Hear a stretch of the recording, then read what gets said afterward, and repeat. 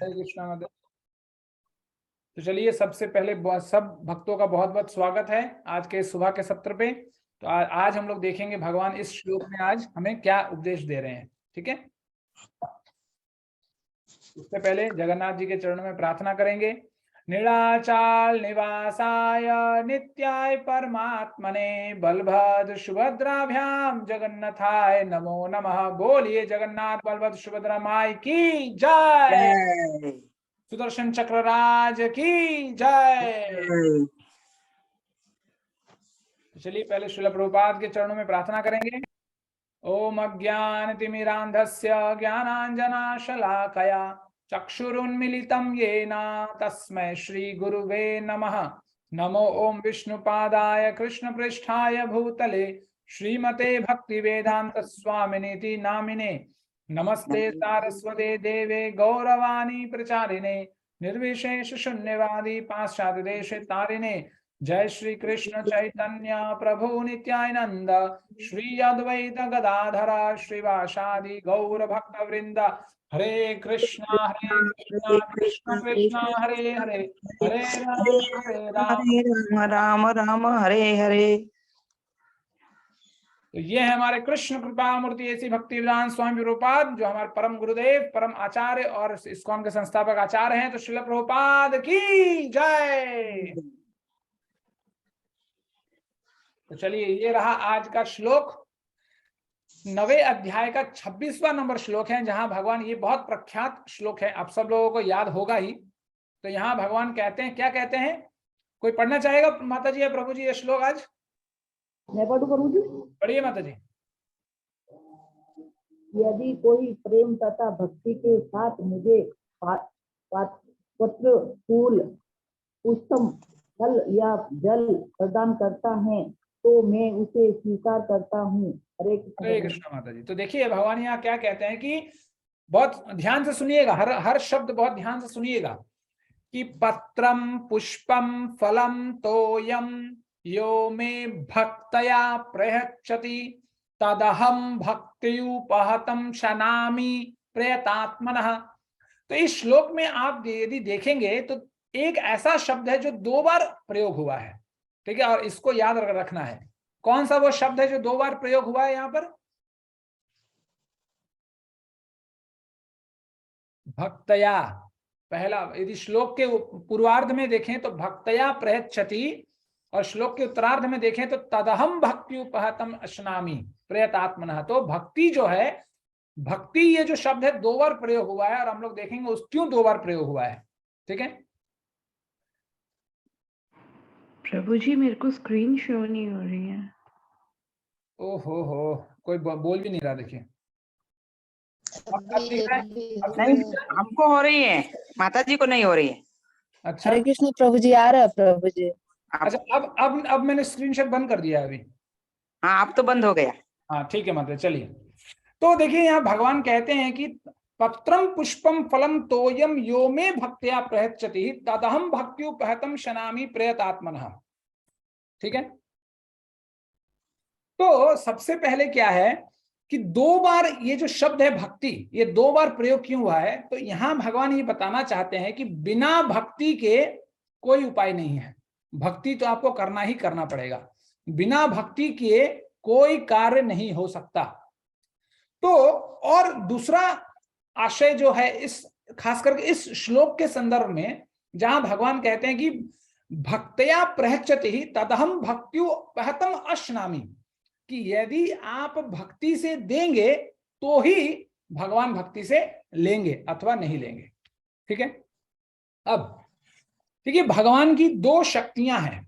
ठीक है, एक है पराशक्ति और एक है अपराशक्ति। तो पराशक्ति का मतलब क्या है? वो शक्ति जिससे भगवान आध्यात्मिक जगत का सृजन करते हैं। ठीक है, जहां भगवान और उनके अंतरंग साथी वहां निवास करते हैं। और दूसरी शक्ति है अपराशक्ति। अपराशक्ति का मतलब है जिस शक्ति से भगवान इस भौतिक जगत का सृजन करते हैं। ठीक है, पराशक्ति अपराशक्ति, क्लियर है? एक है पराशक्ति से बहुत आध्यात्मिक जगत, अपराशक्ति से भौतिक जगत। अब जहां भौतिक जगत की बात आती है वहां पर भौतिक जगत में भगवान दो चीजों का निर्माण करते हैं, एक है पदार्थ और एक है क्रिया। तो क्रिया के बारे में हम लोग कल पढ़ेंगे, आज हम लोग पढ़ेंगे पदार्थ के बारे में। तो क्यों पदार्थ, जो हम लोग कह रहे हैं पदार्थ तत्व जो है, हम लोग ऐसा क्यों कह रहे हैं?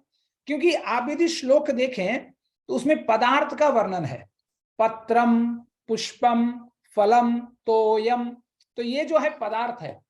तो ना मामूली भाषा में पदार्थ किसको कहते हैं? जिसको हम छू सकते हैं, है ना। जैसे आपका लैपटॉप हो गया, आपका फोन हो गया, हमारी किताबें हो गई, कोई टेबल हो गया, ऐसा कोई भी चीज जिसको हम छू कर एहसास कर सकते हैं, जो छूने योग्य है, जो जिसको हम छू सकते हैं, उसको हम लोग कहते हैं पदार्थ।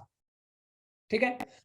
तो अब जब यहां पदार्थ के बारे में आ रहा है तो यहां भगवान क्या कहते हैं कि जो पदार्थ मुझे भक्ति से देता है उसे ही मैं भक्ति से ग्रहण करता हूं।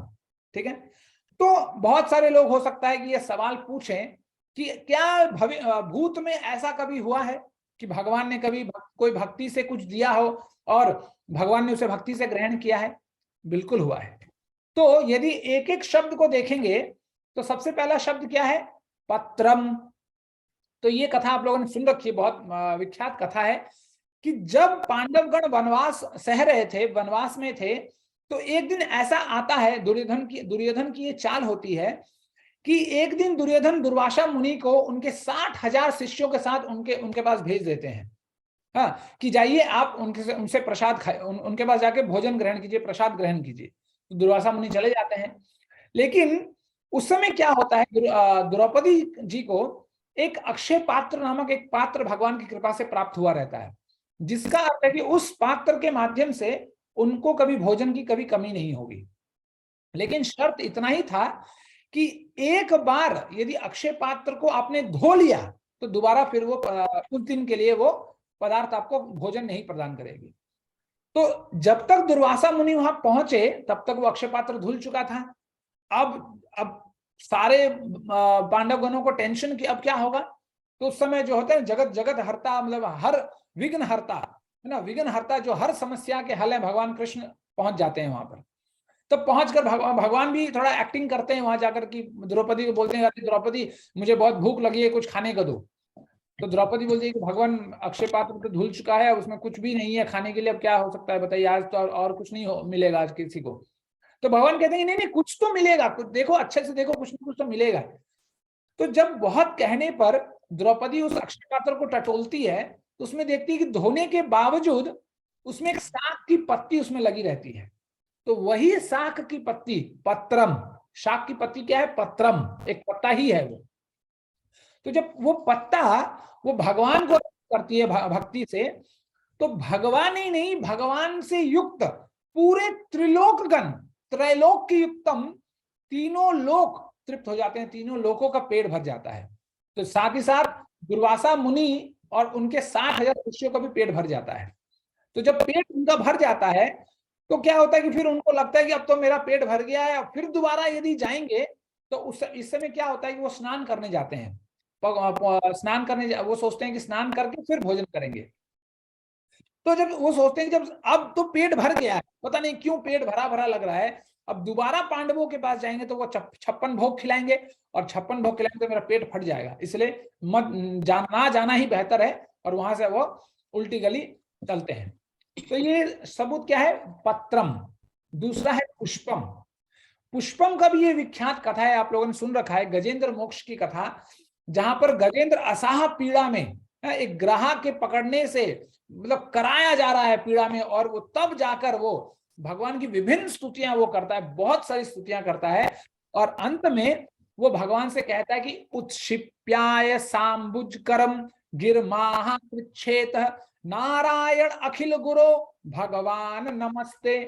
तो वो कहता है कि एक पुष्प को जब वो देखता है कि भगवान भी उसकी स्तुतियों को सुनकर आ रहे हैं, तब गजेंद्र हाथी क्या करता है, अपने सूंड से एक कमल फूल, सांबुज कर, अंबुज का मतलब होता है कमल, सांबुज करम गिरमाह पृच्छेत, तो कमल के फूल को अपने सूंड से तोड़ता है और भगवान को नारायण अखिल गुरो भगवान नमस्ते, कि उनको पूरे त्रिलोक का भगवान समझते हुए नमस्कार करते हुए वो पुष्प भगवान को अर्पित करता है। तो जब एक पशु को ये पता है कि पुष्प अर्पण करने से भगवान दौड़े चले आते हैं, तो हम तो मनुष्य, हमारे पास विवेक है, तो हम भी ऐसा कर सकते हैं। तो पत्र हो गया, पुष्प हो गया, अब है फल। तो फल की भी कथा आप लोगों ने सुन रखी है, आप लोगों ने सब कुछ सुन रखा है। तो ये तो और प्रख्यात कथा है हमारे सबरी मैया का और विदुरानी का। तो इतने ये प्रख्यात थे कि भगवान जब मथुरा आते हैं तो दुर्योधन उन्हें निमंत्रित करता है, लेकिन दुर्योधन का 56 भोग को नकारते हुए भगवान विदुरानी के मतलब वो तो तत्वेता है, इसलिए शास्त्रों में कहा गया कि तत्वेता तिहु लोको भोजन कियो अपार, इक सबरी इक विदुर घर उच्च पायो 2 बार। कि जो तत्व को जानने वाले हैं, भगवान ही एकमात्र ऐसे हैं जो तत्व को जानते हैं, दूसरा कोई नहीं। तो जो तत्व को जानने वाले हैं और भोजन क्यों अपार, तीनों लोक में अनेक जगह पर अनेक प्रकार के भोजन वो करते हैं, लेकिन वो एक सबरी एक विदुर घर रुच पायो 2 बार की रुचि से भगवान ने बार बार वहां भोजन ग्रहण किया। तो ये तो था फल। और पत्रम हो गया, पुष्पम हो गया, फलम हो गया, अब क्या है? जल। तो जल से तो बहुत, देखिए जल ये शब्द इतना महत्वपूर्ण है अपने आप में। हमारे शास्त्रों को छोड़िए, दूसरे शास्त्रों में यदि हम जाएंगे तो वहां भी बाइबल में सिर्फ ये जो जल शब्द है इसको 722 बार वर्णन किया गया है। ठीक है। तो और यदि हमारे शास्त्रों में बात किया जाए तो ये कथा बहुत प्रसिद्ध है कि जब हम लोगों ने सुन रखा है कि एक संत हुए एकनाथ, जब वो प्रयाग से रामेश्वर भगवान को जल चढ़ाने के लिए चले तो रास्ते में उन्हें हिचकता हुआ एक गधा मिल गया। और वो जानते थे, क्या जानते थे? कि हरि व्यापक सर्वत्र समाना, प्रेम ते होई प्रगट में जाना, देश काल दिशि विदिशु माही, कहूं तो कहाँ जहां प्रभु नाही। तो वो जानते थे कि ऐसा कोई जगह नहीं है जहां भगवान स्वयं विराजमान ना हो, विद्यमान ना हो। तो वो उस गधे में भी भगवान रामेश्वर को देखते थे, और जैसे ही उन्हें ऐसा लगा कि भगवान रामेश्वर उस गधे के माध्यम से उन्हें पानी मांग रहे हैं, तो वो उतना दूर जाने का चिंता ना करते हुए इतनी मेहनत से प्रयागराज से गंगा जल को ढो के ला रहे थे, पर उन्होंने ये चिंता नहीं की और गधे को पानी पिला दिया। जैसे ही पानी पिलाया, स्वयं साक्षात भगवान रामेश्वर वहां प्रकट हो गए। बोलिए करुणा निधान भगवान रामेश्वर की जय। तो उसके बाद क्या हुआ? तो ये तो था। और सबसे जल का जो सबसे महत्वपूर्ण संग जो है वो है हमारे भगवान भोलेनाथ से। वो तो जल से ही खुश हो जाते हैं और उन्हें कुछ चाहिए ही नहीं, इसलिए उनका नाम आशुतोष पड़ा है। तो हम देखते हैं कि ये जो चारों पदार्थ भगवान ने लिखा है कि पत्रम पुष्पम फलम तोयम, हम कुछ भी देंगे तो भगवान उनको, हम जब भक्ति से देंगे तो भगवान उनको भक्ति से ग्रहण करेंगे। लेकिन शर्त क्या है? भक्ति। तो देखिए इस श्लोक के माध्यम से भगवान हमें ये भी बता रहे हैं कि भगवान को अर्पण क्या करना है। ठीक है, भगवान को सिर्फ पत्ता पुष्प फल और तोय की पदार्थ ही हमें प्रदान करना है, ना कि कुछ भी अंड बंड, कोई जानवर का शरीर, जानवर का पैर, जानवर का हाथ, कुछ नहीं, ये सब बिल्कुल नहीं। क्या प्रदान करना है वो भी भगवान बता रहे हैं। और इसीलिए भगवान एक फटकारने के प्रकार भगवान ये बताते हैं गीता में कि यज्ञ शिष्ट आशिना संतो मुच्यन्ते सर्व किली विषय भुंगयते ते त्वघम पापम पचन्ति आत्म कारणात्। कि भगवान कहते हैं कि जो इंसान मुझे भोजन निवेदित करने के बाद नहीं प्राप्त करता वो पाप ही खाता है। तो इसीलिए, और ये तो भगवान फटकारने की तरह कहते हैं। और इसी संदर्भ में बहुत सुंदर रामचरितमानस में गोस्वामी तुलसीदास जी लिखते हैं कि तुमहि निवेदित भोजन करहि प्रभु प्रसाद पट्टभूषण धरहि। तो ये संदर्भ कहाँ का है कि जब भगवान राम 14 वर्षों के लिए वनवास जाते हैं और रास्ते में वाल्मीकि मुनि से मिलते हैं, तो वाल्मीकि मुनि से वो पूछते हैं कि हे भगवान, मुझे ऐसे जगहों का पता बताइए जहां मैं रह सकूं। तो उसमें से एक पॉइंट ये है कि यहाँ वाल्मीकि मुनि कहते हैं कि आप उनके हृदय में रहिए जो भगवान को निवेदित करके ही भोजन प्राप्त करते हैं। तो इसके लिए हमें क्या है कि यदि हम अपने हृदय में भगवान को रखना चाहते हैं, भगवान को चाहते हैं कि वो भगवान हमारे हृदय में रहें, तो बिना निवेदित किए हुए हम घर में जो भी पकाते हैं, बिना भगवान को निवेदित किए हुए हमें वो भोजन बिल्कुल नहीं खाना है, नहीं तो भगवान हमारे हृदय में कभी नहीं आएंगे। और गोस्वामी तुलसीदास जी तो एक और कदम आगे जाकर कहते हैं कि प्रभु प्रसाद पट भूषण धरहि। पट का मतलब होता है वस्त्र, कि जो वस्त्र हम धारण भी करते हैं वो वस्त्र भी हमें भगवान को अर्पण करके ही ग्रहण करना चाहिए। तो बहुत जगहों में भगवान ने भक्ति भक्ति भक्ति भक्ति के बारे में ही कहा है। आप यदि भगवत गीता को शुरू से अंत तक देखें तो अनेक बार भगवान ने भक्ति ये शब्द प्रयोग किया है, जहां पर भगवान यही कहते हैं कि बिना भक्ति, जैसे भगवान कहते हैं कि भक्त्यात्वानन्य शक्य अहमेव विदो अर्जुन, बिना भक्ति के काम नहीं होगा। तो यदि जाते जाते भगवान यहां तक कहते हैं कि ना साध्यति योग माम ना सांख्यम धर्म उद्धव ना स्वाध्याय तपस्योग यथा भक्तिर्मर्मोदितः, कि भगवान ना तो योग से, तपस्या से, सांख्य कर्म, धर्म का मतलब क्या है, अपने कर्तव्य, अपने वर्णाश्रम के अनुकूल जो हम कर्तव्य करते हैं, ये सब कुछ करने के बाद भी भगवान हमारे हृदय में नहीं रह सकते। तो क्या कहते हैं, यथा भक्तिर्मर्मोदिता, लेकिन भक्ति से भगवान क्या करते हैं, भक्त के पराधीन हो जाते हैं, भक्त के वश में हो जाते हैं। तो पूरा का पूरा संशय में यही कहना है, भगवान यही कहना चाहते हैं कि जब तक हमारे अंदर, हमारे चित्त में भगवान के प्रति जब तक भक्ति उत्पन्न नहीं होगी, तब तक कितना भी सर फोड़ लीजिए कुछ होने वाला नहीं है। इसीलिए हम जो करते हैं, जितनी साधना हम करते हैं, अंतोदगत उसका एक ही लक्ष्य है कि हमारे चित्त में भगवान के प्रति भक्ति उत्पन्न हो, क्योंकि बिना भक्ति काम नहीं चलेगा। इसलिए भक्ति जो है वो हमारा अंतिम गंतव्य है, कि वही हमें चाहिए हमारे जीवन में। नहीं तो बाद बाकी तो 84 लाख योनि में बहुत चीज आया और बहुत चीज गया, लेकिन भक्ति नहीं आया। इसीलिए आज हमारी यह हाल है कि इतना करने के बाद भी भक्ति हमारे चित्त में उत्पन्न नहीं हो रही है। तो इसलिए हमें ये प्रयास करना चाहिए कि हम जो भी साधना करें भक्ति से करें, जो भी हम भगवान को दें, जो भी टूटा फूटा अपने, हम तो खुद ही टूटा फूटा है, तो हम भी अपने आप को जो भी जैसे भी है, जैसे एक माँ, एक बच्चा कितना भी गंदा क्यों ना हो, मलमूत्र में क्यों ना लिपटा हो, जब माँ के पास जाती है तो माँ उसे नकारती नहीं, उसे फिर से धुला साफ सुथरा करके उसे अपने गोद में ले लेती है।